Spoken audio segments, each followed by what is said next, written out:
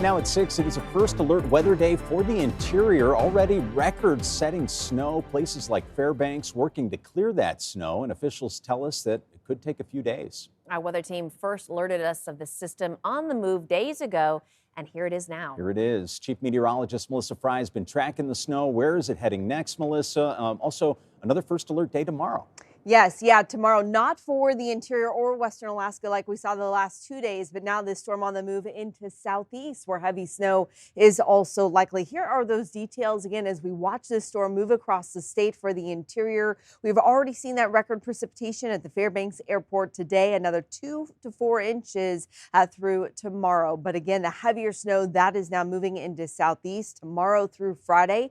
You do want to be prepared for some areas seeing close to a foot of snow from this storm. South Central, just some light snow tonight, but the bigger impact will come from strong winds late Thursday into Friday. We already have high wind advisories and watches in place. Still seeing the blizzard warning just for the northwest corner of the state. Winter storm warning in the interior, but also now seeing those winter storm warnings and advisories into southeast. Temperatures are pretty mild right now. Not seeing any harsh cold at the moment, but we are going to see those changes with that snow in Anchorage in the valley tonight, turning to strong winds Thursday night and Friday. Wind gusts in Whittier up to 65 miles per hour about 24 hours from now. Fairbanks, the snow is tapering off. You can see a little bit more visibility from the airport there tonight. But Juneau, it is time to get ready. This is headed your direction, and we will see heavy snow likely there tomorrow, continuing into Friday. You can see all that moisture pushing in across the southeast region. That does continue all day Thursday, even into Friday morning. This will be some of the first snow that we've seen in southeast in close to a month. I'll have much more details on the rest of this storm and, of course, your full 7-day forecast here in just a few minutes.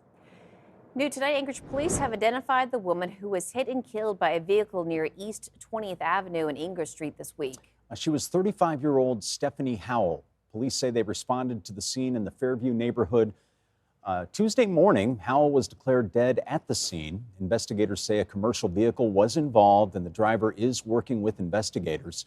The woman's death marks the first fatal pedestrian versus vehicle crash in Anchorage this year. Also developing tonight, a family of 4, including 2 children, were detained by ICE in Soldotna Tuesday. That's according to the family's attorney. Religious leaders expressed concern about the arrests at a press conference on Tuesday afternoon.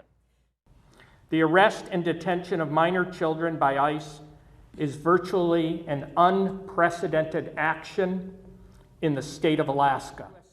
Now, while ICE has not confirmed to Alaska's news source whether it's the first ICE detention of minors, a group of local faith leaders joined Reverend Burke and shared his concerns. Immigration attorney Laura Nations has not confirmed why the family was detained, but did file in federal court for the family's release.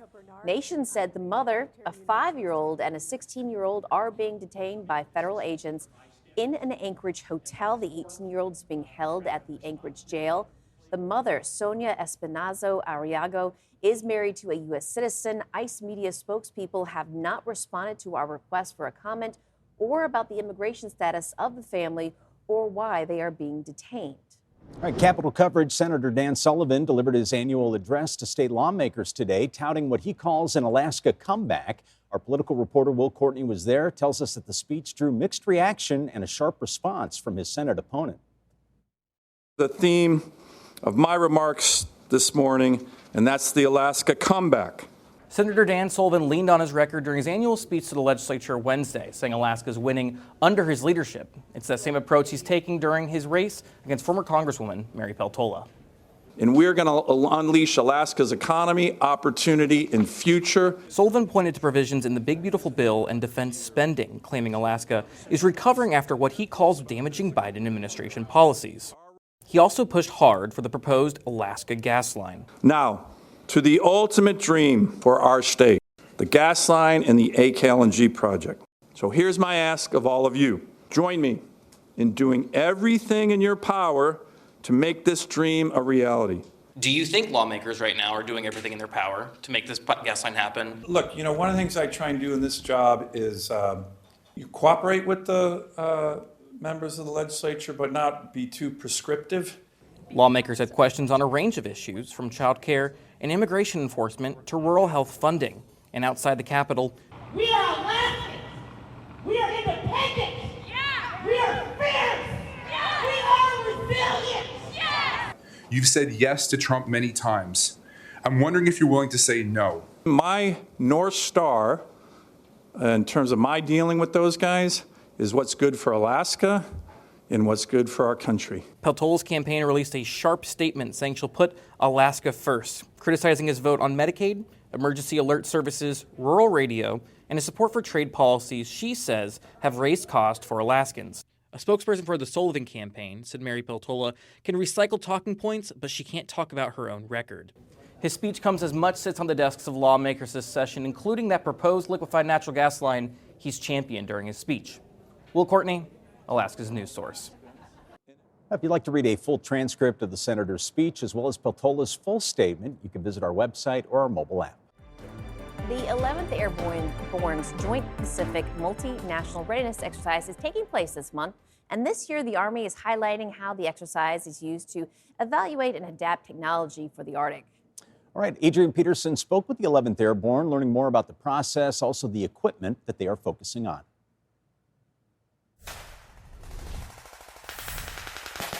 The Joint Pacific Multinational Readiness Center exercise, or JPMRC, is an annual exercise conducted by the 11th Airborne meant to simulate warfare in an Arctic environment. A big part of turning simulated combat into effective readiness, however, is establishing technological adaptations for extreme Arctic conditions. While we are assigned to Alaska and we have to operate and learn how to fight in the awesome cold, we also have to be able to take the same technology across any mission we have throughout the Indo-PACOM theater.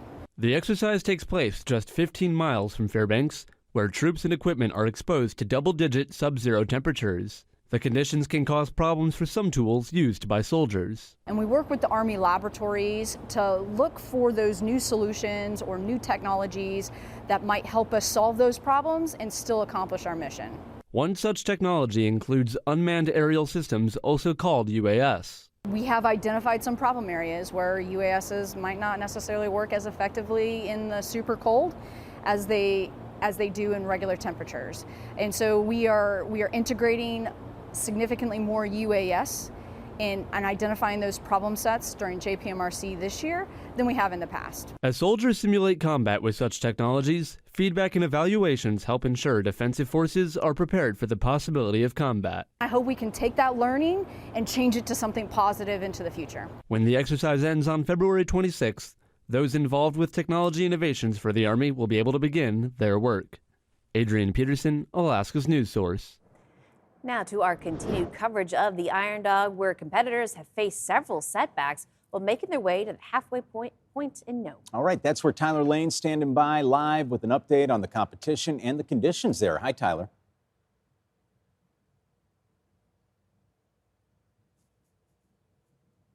Point of the Iron Dog Snow Machine Race, where if you take a look behind me, as you can see, what was originally scheduled as Wrench Day here in the original plan, not so much happening right now. That's because those racers still out on the trail as we speak. Racers leaving Kotzebue earlier today at 6 a.m. and the pro class since then, they've been hunkering down at Mount Quinnipiac or Koyuk over the last several hours.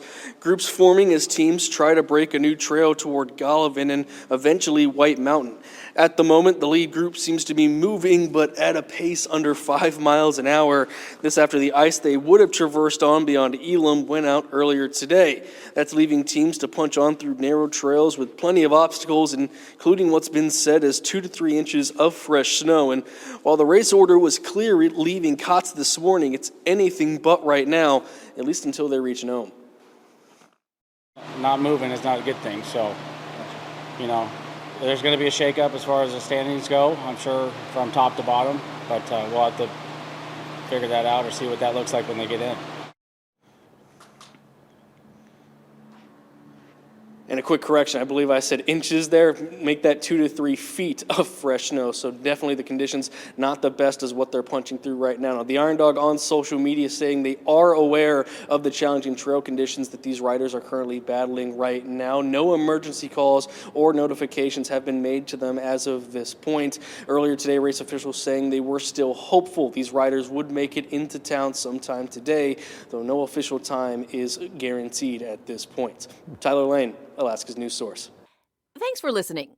Click subscribe so you can get the latest podcast from Alaska's news source automatically. And stay up to date with breaking news and in-depth reporting available for free 24/7 with the Alaska's news source app.